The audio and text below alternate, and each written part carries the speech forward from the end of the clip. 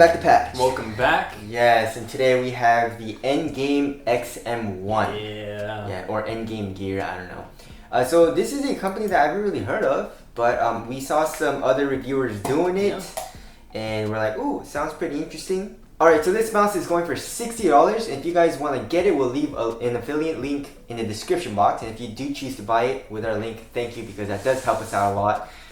We are buying all of these mice with our own money. We're not getting it sent to us or anything like that. So it does help us out. Thank you guys for the support. But this is the Endgame XM1. Let's get to start off with the shape. So shape is weird. It's a thick boy. I gotta be honest with you.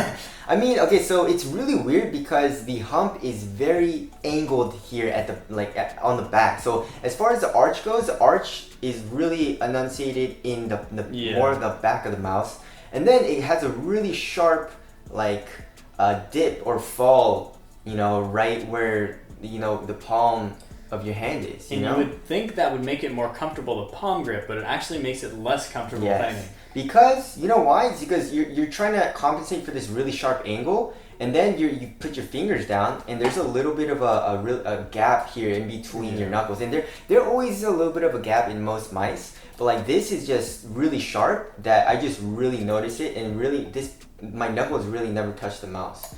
So palm gripping wasn't very comfortable. Like I tried it, I don't really palm grip that much. I fingertip grip or claw. This mouse I think would be good for both claw and fingertip. It was really good for fingertip for me, so definitely for me as well. The first thing I did when I used this mouse was immediately fingertip it. Yes. And usually I'm a palm user, so it was weird for me to just immediately grab it like that, and it was just more comfortable. It was like the one thing is, if you like a palm grip, this was literally uncomfortable for me to palm grip. Very uncomfortable. Like I've never had that before on the mouse. Usually I can get over it, but this was actually uncomfortable. Yes.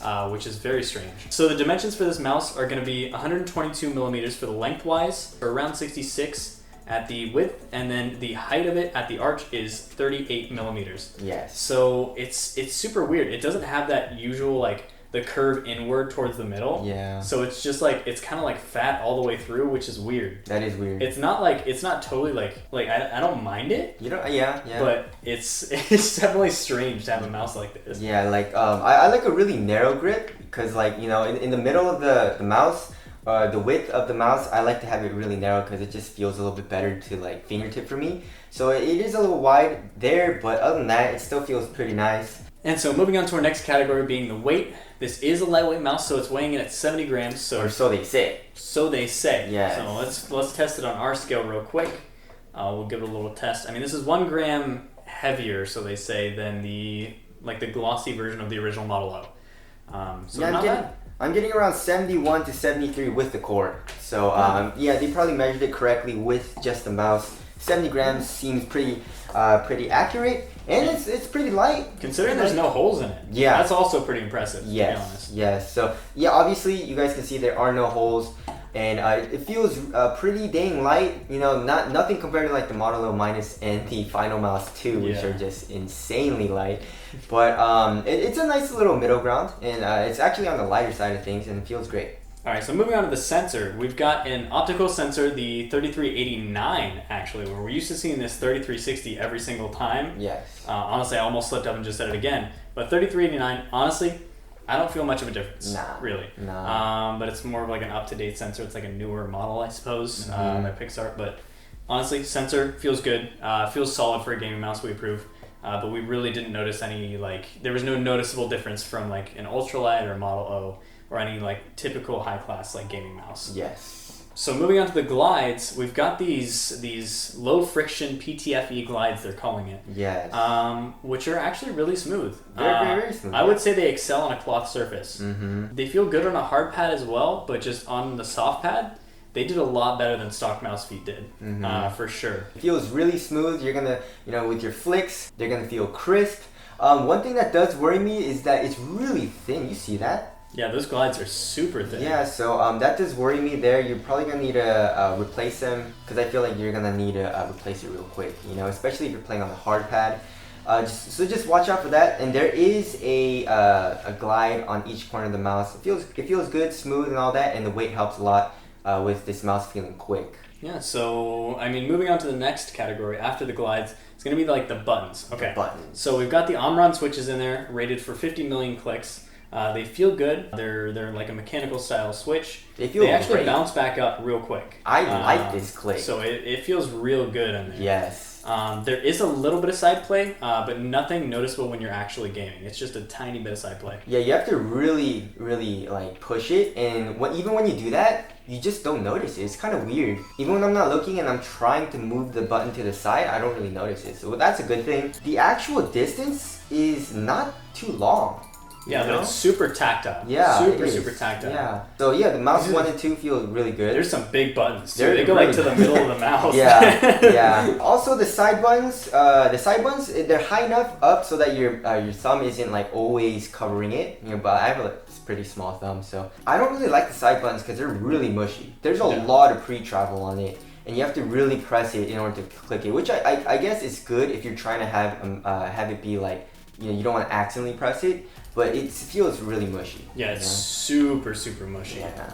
Just very awkward side buttons. Yeah, exactly. It's good that they're on there, but definitely room for improvement as far as the side buttons go. Yeah, and of course this is an ambidextrous mouse like shape, but the side buttons are only on the left. There's none on the right side, so this is more geared towards right-handed people. Also, the placement of the scroll wheel is a little weird. It's very on top. It's like really close to the top. So like when I'm trying to scroll, I have to really extend my middle finger. I got used to it. It's like nothing super uncomfortable, but I'm like used to the scroll wheel being a little bit lower. So that's just something I felt. But the scroll wheel is really nice. That aside, the scroll is definitely nice. Really for nice. sure. Yeah. The steps are really short though, but very tactile. Short, but super tactile. Yeah. There's super defined stops on the scroll wheel. Yeah. So buttons are really nice besides the side buttons.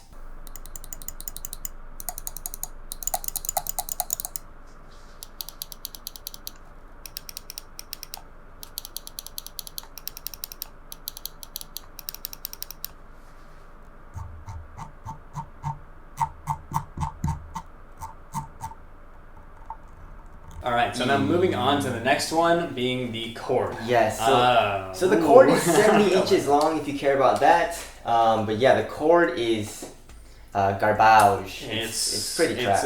It's hard garbage, I'm going to be honest with you. It's standard rubber cord. It's 2019, guys. Well, we don't want this anymore. I mean, if you have a mouse bungee, it works. I mean, it's like 15, 20 bucks. And you can just get a mouse bungee. It's not a huge deal. But like when the Model O is like $50 and you can get pre-paracorded, Yeah, dude. Hop on that, guys. Come on. Exactly. So obviously you're gonna feel this a lot. So just keep that in mind, and you're probably going to need to use a mouse bungee. Definitely get a mouse bungee, otherwise you're gonna be feeling the drag from that cable. It's gonna be all over, snagging on everything. Moving on to the next category, being build quality. Build quality, it feels kind of cheap to me. Really? A little bit. I don't know if it's the plastic they used or whatever, but it feels a little cheap. The finish on there is nice, it's grippy, but it shows fingerprints. Very much. Really bad. I mean, it's really grippy, which I like, but the fingerprint marks are just so bad, and it's really hard to wipe off. And I have sweaty hands when I play, and I really felt the sweat accumulate, so I have to constantly wipe, So if you have a sweaty hand, just watch out for that. If you have a dry hand, you don't have to worry about it. But I do like the surface as far as like the grip goes. It's really grippy. So as far as durability and build quality, seems really good. Seems solid. Yeah. And then moving on to the software / RGB. So the software is actually really nice. It's from their website. You got to update the firmware when you get the mouse. You don't have to. It's definitely optional software. But I went in, updated the firmware real quick, and it seems like a finished product. Seems like even though it's like their only mouse on their website, it feels like a really finished, polished product on their software. So it's nice. Solid, you can rebind the buttons, assign macros, things like that. As far as RGB goes, no RGB. They seriously missed out. I think a white light right here would have been so cool. If that glowed white, I know your palm covers it, but like, dude. I don't know, dude. No. I think it would be slick. But anyways, alright, so $60. It's pretty cheap, I would really compare this to the Zowie S2. The shape is very, very similar, but it's lighter than the S2, and the glides are a little bit better. So I would say it's a little bit of an improvement. And if you've ever tried the S2, you'll definitely like this mouse. The few things that I think they could have improved on are the side buttons and the cord. Yeah. And if they fixed those things, this would have been a really, really great mouse. Yeah. So other than that, I mean, $60. I honestly, I think that's a cop for $60. Yeah. That's pretty inexpensive for a mouse. Not quite as inexpensive as the Model O, but it's still a solid price. And I really want to see how their second iteration of this turns out. Exactly. I want to see an XM2. You know, I want to see how it turns out. But this is a really solid mouse for sure. I mean, for $60, why not? Yeah. Give me the light mouse game. Maybe try something new out.